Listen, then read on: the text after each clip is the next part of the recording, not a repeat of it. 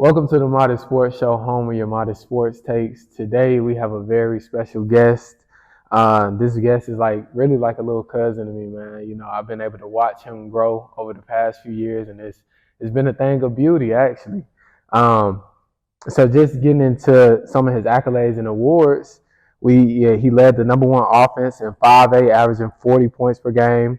Was an ASWA All-State First Team quarterback, an All-State Second Team quarterback per AL.com, 5A Newcomer of the Year, threw for more than 10,000 career passing yards, as well as 127 career touchdowns.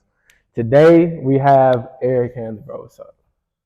Good, good, man. I appreciate you coming on the show. No problem. Just as an icebreaker question, right, to get started, and hopefully you can tell me this. But what is the story of your first crush? Grade school, elementary school, first crush. To be completely honest, I never really even had a girlfriend until I got to middle school. Okay. My 8th grade year, we was cool for quite a long time. And I just slid on her. Okay. But slid mean he hopped down on that. Yeah. I just kind of expressed my feelings to her, and she felt the same way. And we just went for there. We ended up being together for quite a long time, honestly. But so that was like your first real relationship. Yeah. So you said that was in middle school? Yeah, 8th grade. 8th grade. What middle school you go to? I went to Fairfield. Fairfield. Okay. Yeah. Okay. Well, man, just a little icebreaker question to open them up a little bit, get them comfortable. But on the what this is about is because football. You play football. So just with that being said, right? For the people that don't know Eric, how did Eric get into football? I feel like it was always a family thing. My dad being a football coach, currently is high school coach here at Fultondale High School, and watching my big brother progress playing football and reaching the levels that he's reached, how far football has taken him. I kind of wanted to follow in their steps, and they guided me along the way, along with the people they surround me around a great group of individuals and a village that really takes care of me and wants to see me succeed. So it just started with a dream that they had for me and I had for myself to get to where I'm at and hopefully farther. Yeah. And that's interesting too, because a lot of you being the youngest of three. Yeah. Right. It's kind of like that.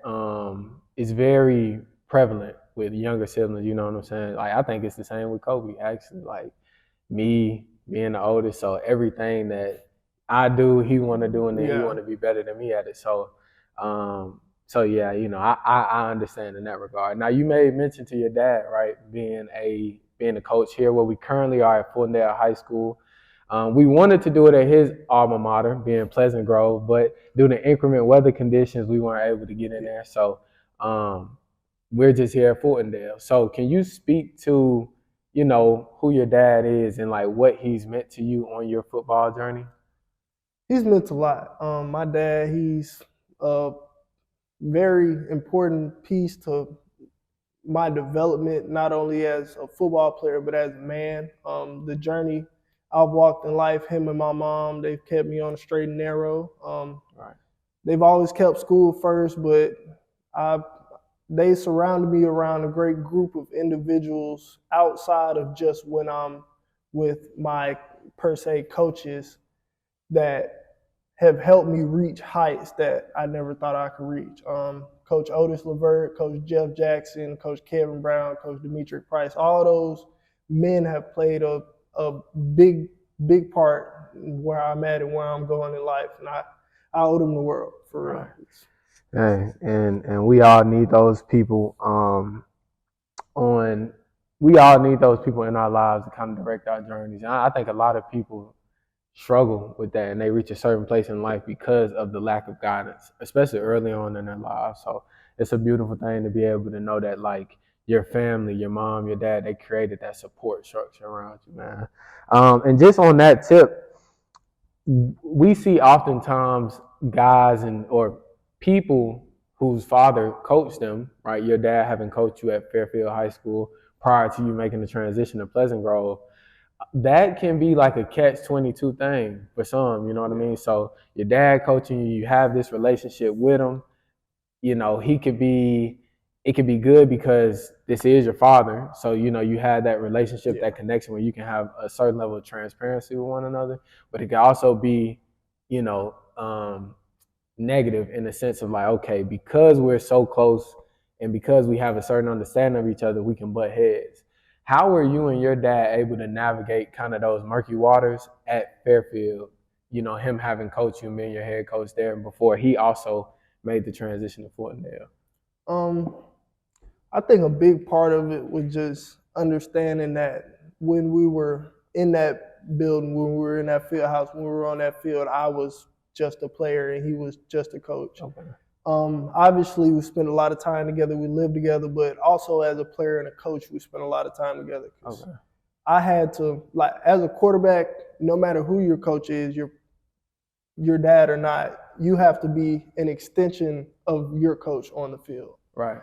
So just understanding that in the building and on the field, it was a business. Okay. I had to carry myself a certain way. I couldn't call him dad. I had to call him Coach Handley. I couldn't say, Pops, I need you. I had to call him Coach Handley. Coach Handley, I don't understand this. I need guidance on this. I couldn't reach out like a father. I had to reach out like a coach. And it was just a certain understanding that we had that, yeah, he says do this, I'm going to do it. Okay. Because at the end of the day, I'm his player. I'm his quarterback. And he has to do what's best for his program. If I wasn't performing at the level I needed to perform, he was going to sit me. And that's actually interesting that you say that too, because so early, so now granted, you know, I was y'all camera guy for what I think that was your 9th grade and 10th grade year, or predominantly your 9th grade year. And so a lot of times, right, I'm up there in the box and I'm hearing chirp, chirp, chirp, you know, oh, he just playing because he the coach's son and this, that, and the third. And so I'm just like, but me personally, Eric, like I always seen potential in you. Like even from, you know, you early on, like I'm like, I get it, he young right now, and we know how competitive Birmingham football is. Like, and that was something to me that when we got Kobe, you know, in the area, like, okay, it's a different like competition, you know what I mean?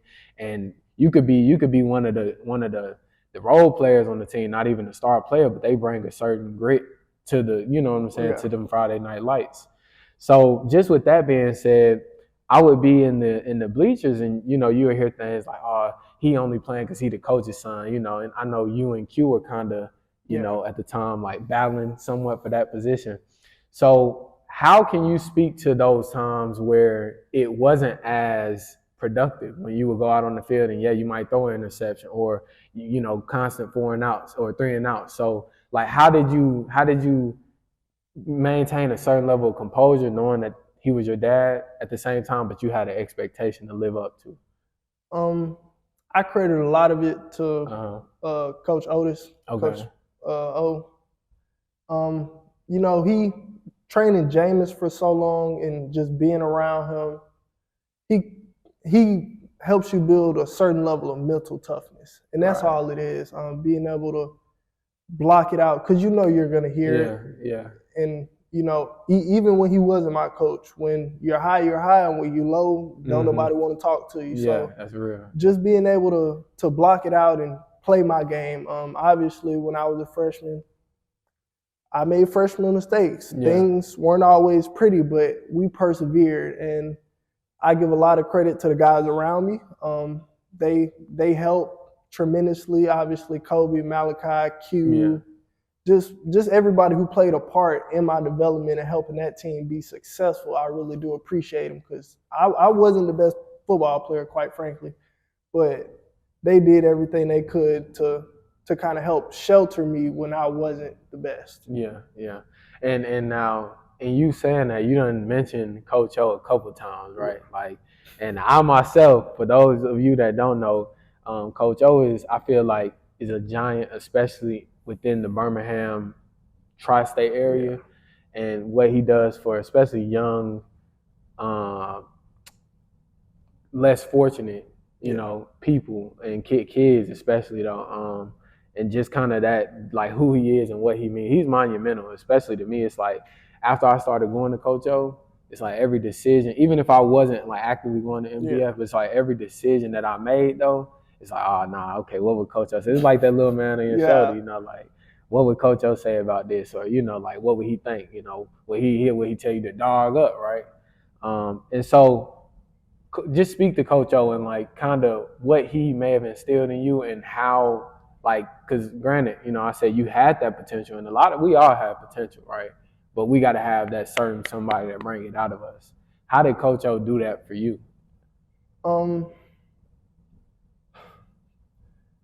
I knew Coach O was different than my first training session ever. Coach O was not big in the facilities and having all the cute training equipment. We were at his house, and I dislocated my toe in like the first 5 minutes of the session, and he told me to sit down. He grabbed my toe. He snatched it back in place, and I just kept rolling. So just the mental loopholes and the tough, gritty things that he puts you through, it makes you different. It instills a different level of grit and moxie about yourself. Like, so when you step on the football field, you know what you've been through to prepare to be in this moment. So it's like when you get out there, it's easy. Like practicing Friday nights are easy. So just I can't thank him enough. What he's done for me, for my family, for my brother, for my dad's football program, trying to help him build it from the ground up. It just speaks to him as a man, what he values. His wife, Miss Nadia, what she does pours into us as kids. She doesn't have to be involved. She doesn't have to do what she does, but she does it because she loves us. And I really do appreciate those two. Man, you mentioned a story too about Coach O and just kind of like when you knew he was different. So one day we were at the church, right? For those of you that if you know, you know. So we was at the church, and it was kind of like it is now. This was probably like a cold, gloomy day. It was about 30 degrees maybe, you know what I'm saying? And so we out there, and it wasn't too many people at the session. It was about maybe 10 to 15-ish people at the session. So we going through like a bag drill or something, just working on, just speed and agility. And so I forgot who it was, but I won't say his name anyways, but like they had their hands in their pockets. And Coach O he was like, dog up. You know what I mean? Had the hood on him. He was like, dog up. And I was like, yeah, he different because they wasn't even going. You know what I'm saying? And one thing about Coach O, he don't care how cold it is. Oh, no, you finna get this work. No, it's not even that. Yeah. He's going to be out there with some ankle socks on, some shorts, and a short sleeve T-shirt. He don't care. Yeah, different. We had different. Coach O, we know you're going to see this. You different, man. You really different. And so, just as we continue to build the timeline on things, you were able to gain some pretty notable offers, right? Looking here, we got the University of Kentucky, UAB, Troy, University of New Mexico, Wofford College, which we know you settled on, and Columbia University, even an Ivy League school. I thought that was very impressive, and it spoke to you in some different areas, right? But just give us a gist on kind of what your recruiting trail looked like. I know personally you got to speak to some juggernauts. You got to shake some hands with some pretty high up coaches and just kind of get in some rooms that a lot of high school players don't make it to. So what was the recruiting trail like for you?